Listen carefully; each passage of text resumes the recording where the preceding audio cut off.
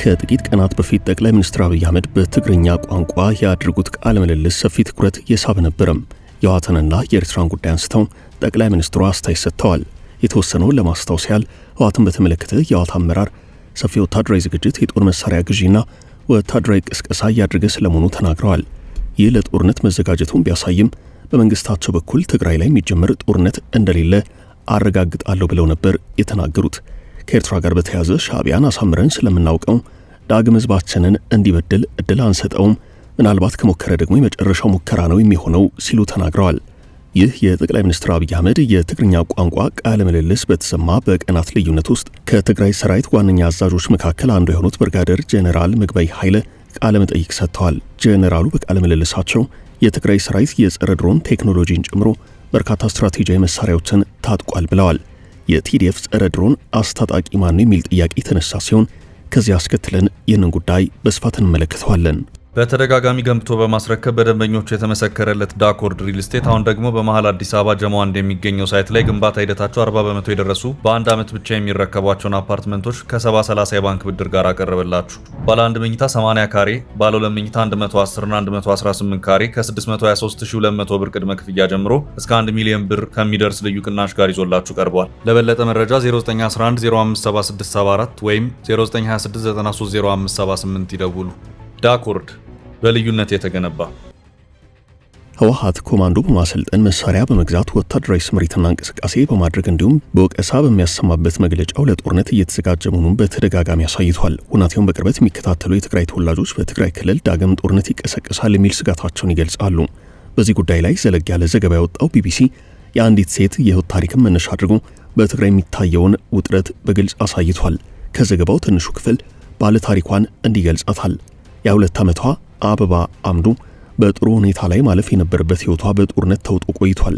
አበባ ከዚህ ቀደም በነበረው ጦርነት በትግራይ ሰራዊት ውስጥ ሆና ከፌደራል መንግስት ጋር ተዋግታለች። ጦርነቱ ቢቋጭ መሆንም ድረስ ጠባሳው አልሻረም። እናም ሁሉንም ነገር አጣው ትላለች። ከጦርነቱ በፊት ተስፋ የተጣለበት እግር ኳስ ተጫዋች ነበረች።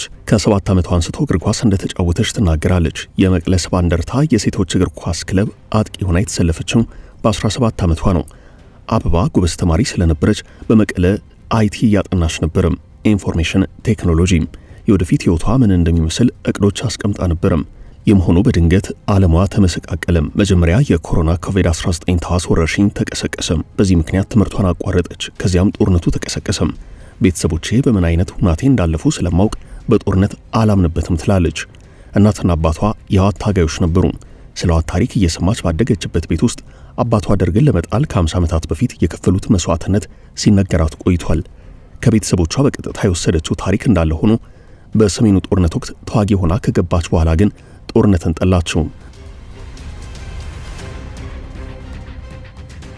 ጦርነት ህልሟን፣ ደስታዋን በአንድ የነጠቃት ጉዳይ ነው።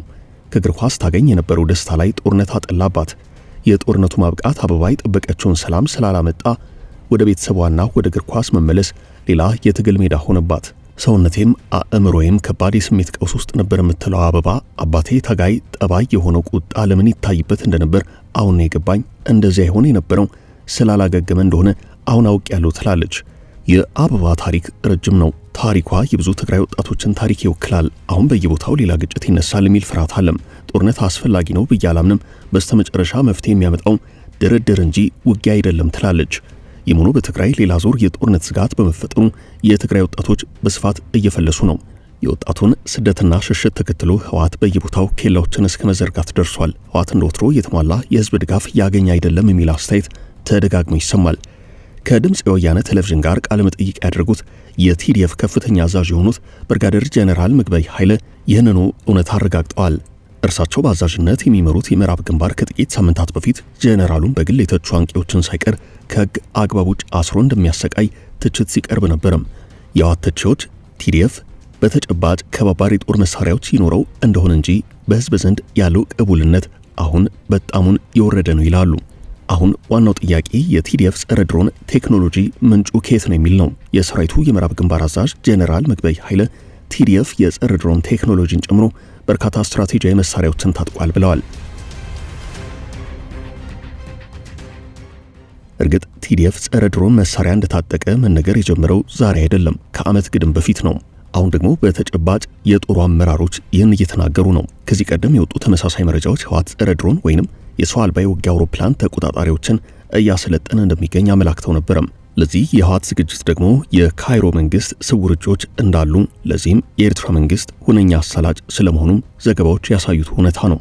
የቲዲኤፍ ጸረ ድሮን አስታጣቂ ከሚባሉት መካከል ግብጽ አንደኛዋ ናት። ኤርትራና ሱዳን ደግሞ የጦር መሳሪያ አቅርቦቱ ላይ በሰፊው ይሰራሉ።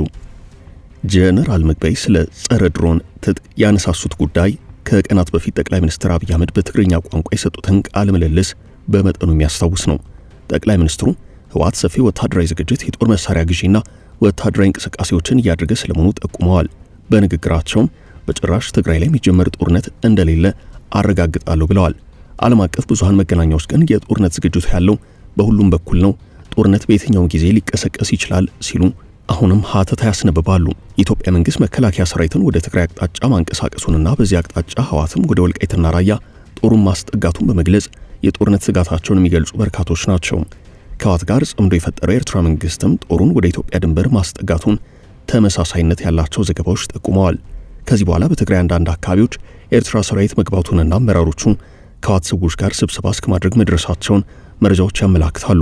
እነዚህ መረጃዎች በተጨባጭ እንዲህም ነው እንዲያም ነው የሚል ማስረጃ የተገኘባቸው ባይሆኑም በስፋት የኤርትራ ኃይላት በትግራይ ውስጥ እንደሚንቀሳቀሱ ግን እዛው በትግራይ ክልል መሰረታቸውን ካደረጉ የወሬ ምንጮችን በኩል በተደጋጋሚ የሚዘገብ ጉዳይ ነው። የቀጠለው የህወሓት ወታደራዊ እንቅስቃሴ እንዳለ ሆኖ የክልሉ ወጣት በስፋት ከአካባቢው እየለቀቀ ወደ መሀል ሀገር እየተሰደደ የተቻለውም ከሀገር እየወጣ ስለመሆኑ በርከት ያሉ መረጃዎች የሚያሳዩት እውነታ ነው። ጠቅላይ ሚኒስትሩ ሰሞኑን በሰጡት ቃለ ምልልስም ይህንን ጉዳይ አንስተውታል። የትግራይ ህዝብ በተለይ ወጣቱ ታጣቂዎችን ጨምሮ እምቢ ለጦርነት እያሉ ከክልሉ በመውጣት ላይ መሆናቸውን ተናግረዋል። ህወሓት ባለችው አቅም ወታደራዊ ቅስቀሳዎችን እያደረገ ነው።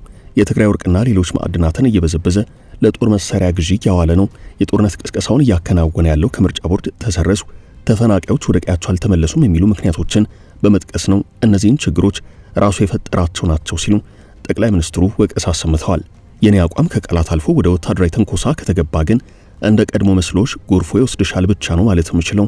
በበኩላችን በፍጹም በጭራሽ ትግራይ ላይ የሚጀመር ጦርነት እንደሌለ ለማረጋገጥ እወዳለሁ። በትግራይ ዳግም ውጊያ የመጀመር ፍላጎትና ሐሳብ እንደሌለን ህዝባችን ማወቅ አለበት ብለዋል። ሻዕቢያን አሳምረን ስለምናውቀው ዳግም ህዝባችንን እንዲበድል እድል አንሰጠውም። ምናልባት ከሞከረ የመጨረሻ ሙከራ ነው የሚሆነው ብዬ አምናለሁ ሲሉም ለኤርትራ መንግስት ከበድ ያለ ማስጠንቀቂያ ሰጥተዋል።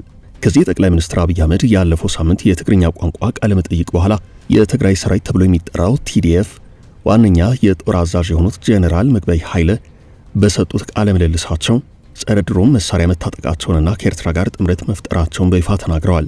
የፌደራሉ መንግስት ከህወሓት ጋር በፕሪቶሪያው ስምምነት ከኤርትራ ጋር ደግሞ ከአሰብ ወደብ ጋር በተያያዘ ጉዳይ የገባበት የቃላት ጦርነት ሄዶ እስከ ጦርነት የሚያደርስ አዝማሚያ ስለማሳየቱ ቅርብ ጊዜ የታየ እውነታ ነው።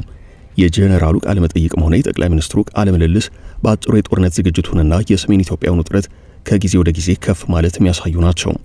በፈረንጆቹ 2022 የኢትዮጵያ መንግስትና ህወሓት ወደ ሰላም ጠረጴዛ እንዲመጡ ያደርገው የፕሪቶሪያው የሰላም ስምምነት አሁን ከብዙ አቅጣጫ አደጋ ላይ ስለመውደቁ እየተነገረ ነው። የባህረ ሰላጤው ሀገራት አሁን በአካባቢው የበለጠ ተሳትፎ እያደረጉ ስለሆነ ከነርሱ የሚመጣ ጫና ሌላው ሊኖር የሚችል አስከፊ ግጭትን ሊያስቀር የሚችል መንገድ ነው ይባላል። ያም ሆኖ የአረብ ሀገራቱ የበዛ እንቅስቃሴ ጦርነቱን የማስቀረት አቅም ያለው ቢሆንም ጦርነቱን የማፋፋምና አንዴ ያው ጥይት ከተተኮሰ የማይበርድ ሰፊ ቀጠና እልቂት የማስከተል አቅሙን በቀላሉ የሚታይ አይደለም። የተባበሩት አረብ ኤምሬቶች ከአዲስ አበባ ጋር የጠበቀ ግንኙነት ያላት ሲሆን ተቀናቃኟ ሳዑዲ አረቢያ ደግሞ ከአስመራ ጋር የቅርብ ወዳጅ ናት። የማለት ግን ሳዑዲ አረቢያ የኢትዮጵያ ጠላት ናት ማለት አይደለም። ሪያድ የአቡዳቢን ከኢትዮጵያ ጋር ያለ ቅርበት በቁራኛ የምትመለከተው ሲሆን እንዲያም ቢሆን ግን በኢትዮጵያ ያላትን ሰፊ የኢንቨስትመንት እንቅስቃሴና የቆየ የመንግስት ለመንግስት ግንኙነት ሰፊ ትርጉም ትሰጠዋለች። በዚህ የተነሳ ነው በኤርትራና በኢትዮጵያ መካከል አንዳች ጦርነት እንዳይቀሰቀስ ከመጋረጃው ጀርባ በስፋት ለማደራደር ለማስማማት እንቅስቃሴ ስታደርግ የቆየችው። የኢትዮ ኤርትራ ጦርነት ዳግም ሊቀሰቀስ ይችላል በሚባልበት ሰሞንም ከአዲስ አበባ እስከ አስመራ ድረስ ልዩ ልዑኮቿን በመላክ ለማደራደር ለማግባባት ሰፊ ጥረት ስታደርግ የታየችው ሪያድ ናት። አሁን በመካከለኛው ምስራቅ የተቀሰቀሰው የእስራኤልና ኢራን ጦርነት ሰፊውን ትኩረት ወደዚሁ ቀጠና አድርጎታል። ሪያድም ሆነች አቡዳቢ ሙሉ ትኩረታቸውንና ጊዜያቸውን በዚያ ላይ እየዋሉ ነው። ከዚህ አንጻር በየሀገራቱ በተለያየ የኃይል አሰላለፍ ውስጥ ሆነው እርስ በርሳቸው ሲተጋተጉ የቆዩ አረባውያን ሀገራት በተለይም ሳዑዲ አረቢያ፣ የተባበሩት አረብ ኤምሬቶችና ካታር በዚሁ አጋጣሚ የኢራንን መዳከም አብዝተው የሚፈልጉ ናቸው።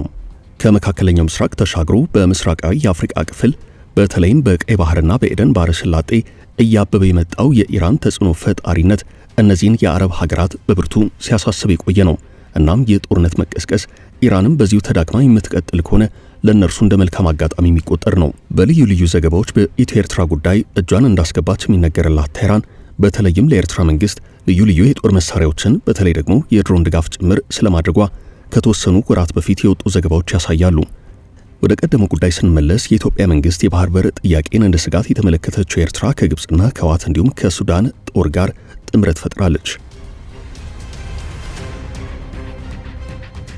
በቀይ ባህር ቀጠና ያበበ የመጣውን የደህንነት ስጋት ከግምት ውስጥ በማስገባት ብሔራዊ ጥቅሟን ለማስፈጸም በስፋት ስትንቀሳቀስ የቆየችው ቴል አቪቭ ደግሞ የሶማሊላንድን የሀገርነት እውቅና ካርድ መዛ ከተባበሩት አረብ ኤምሬቶችና ከኢትዮጵያ መንግስት ጎን በኤደን ባህረ ሰላጤ በኩል መምጣቷ ከላይ ግብጽ ለፈጠሩት ጥምረት ያልተመቸ ነበረም።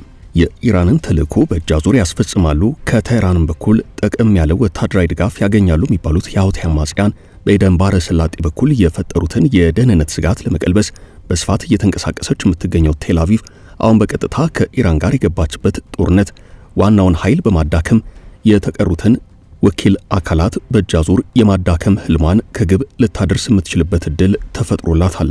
እንዲያም ሆኖ ቴህራን በቀላሉ እጅ የምትሰጥ ሆና አልተገኘችም።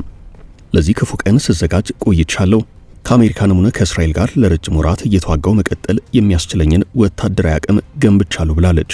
እንዲያም ሆኖ በምስራቃዊ የአፍሪካ ክልል በተለይም በቀይ ባህርና በኤደን ባህረ ሰላጤ በኩል ባለው የኃይል አሰላለፍ ዋነኛ ተዋናይ የሆኑ ኃይላት ወታደራዊ ዝግጅታቸውን አሁንም አጠናክረው ቀጥለዋል። በዚህ ሂደት ከሀገር ውስጥ ፖለቲካ አልፎ ቀጠናዊ በሆነ መልኩ ከኤርትራና ከግብጽ ጋር አሰላለፉን እንዳደረገ የሚነገረው የህወሓት ኃይል ጸረ ድሮን መሳሪያ ታጠቅ ያለው ብሏል።